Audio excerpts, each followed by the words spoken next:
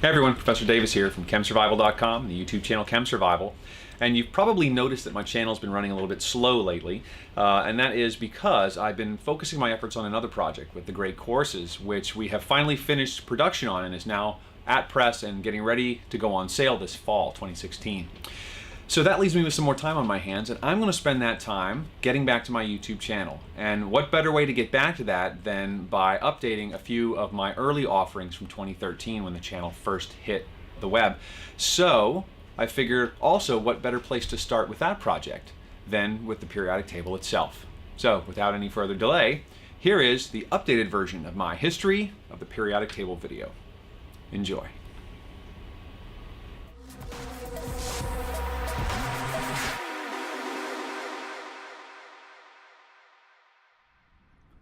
Hi everyone, Professor Davis here from ChemSurvival.com and the YouTube channel ChemSurvival, and today I thought we'd talk a little bit about a brief history of the periodic table of the elements, one of the most iconic images in all of science. Our story begins with Thales. Thales was a Greek philosopher, a mathematician, and an astronomer, and he proposed that all matter in the universe was made of just one base substance, water. So, this theory begs an obvious question. If all things material are water, then how do we explain the amazingly diverse set of materials around us? They surely can't all be made of the same substance, can they? Now, Thales attempted to explain this by suggesting that water could take on varying states, such as botanical, physiological, meteorological, and geological water.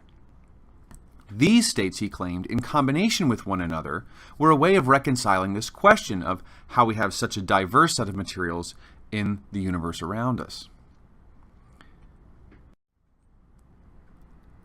But Thales's ideas lost popularity after a few centuries when the Greek philosopher Empedocles postulated that there were actually four elements, including water, but also air, earth, and fire.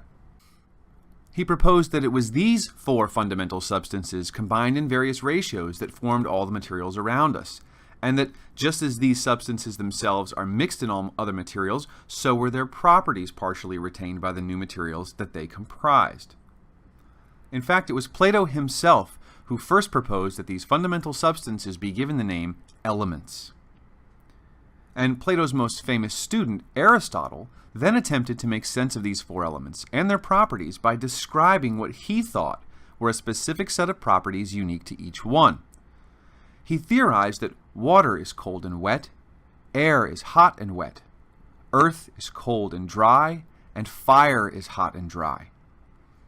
So Aristotle's system gives us a way to catalog these so-called elements in something more than just a simple list. He went beyond that by plotting these properties on two coordinates, one axis for hot or cold, and another for wet or dry. And in doing this, he created a now famous table of the elements as he understood them, in which those elements with similar properties fall into the same column or row of the table.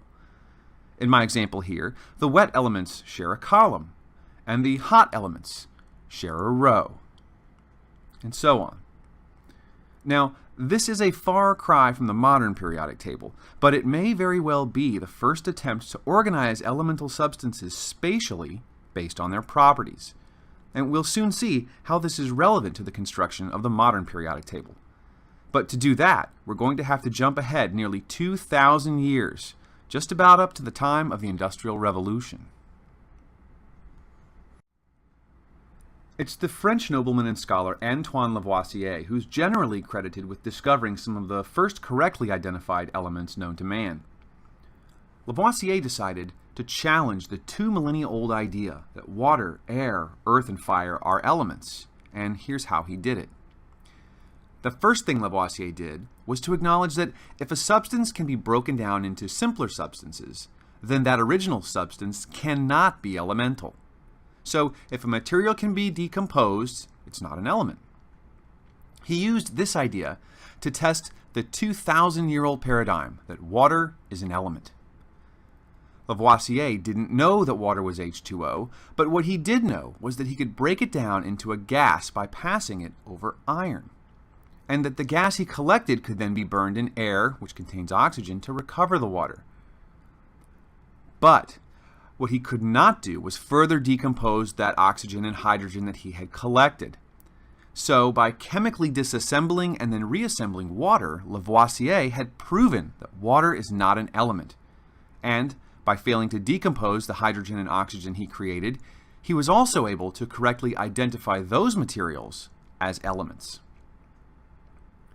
Lavoisier also reasoned that if a substance can be physically separated into two or more materials, then that substance also cannot be an element. And he used this idea to put yet another classical element to the test, this time air. He was able to physically separate air into oxygen and nitrogen, but his best attempts to separate those into other materials failed. So Lavoisier had proven that water and air are not elemental substances, but that hydrogen, oxygen, and nitrogen, in fact, are. Lavoisier and his contemporaries continued work in this vein and were able to correctly identify and catalog approximately 24 elements by the time of his death in 1794. But just like Aristotle, modern chemists don't tend to report these elements simply as a list. Instead, we organize them spatially based on certain properties. And to see how this practice was started, we need to jump ahead a few more generations. The genesis of the modern periodic table took place at the hands of a Russian chemist by the name of Dmitry Mendeleev. What Mendeleev noted was that if he took some of the elements of his day and lined them up in order of increasing atomic mass, a pattern emerged. He noticed that every so often, at regular intervals along his list, the properties of the elements seemed to be repeating themselves. For example, lithium and sodium tend to have the same properties, as do beryllium and magnesium, as do boron and aluminum, carbon and silicon, and so on. And this trend continued among most of the elements known to him in that day. So Mendeleev decided not to show the elements in a list, but instead to break the list just like a line of text in a paragraph, placing elements with similar properties within a column. And this created a grid of elements. Using this technique, Mendeleev was able not only to create a compact, information-rich table of the elements, but one which he could even use to predict the existence of certain yet-to-be-discovered elements as well. Mendeleev's table became a very popular tool for cataloging and understanding the elements. So popular that scientists have continued to use his technique, building on his table and refining it into what we know as the modern periodic table.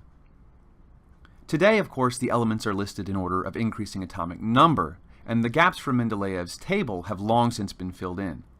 But it's all based on his ingenious, if not completely original, idea of tabulating the elements based on their properties. Starting with ideas as old as ancient Greece herself and working up to 2016, when 4 new elements will make their appearance on the table. The identification, characterization, and cataloging of elements continues. Thanks for watching, everyone. I'm Professor Davis from ChemSurvival.com and the YouTube channel ChemSurvival. I'll see you on my next video.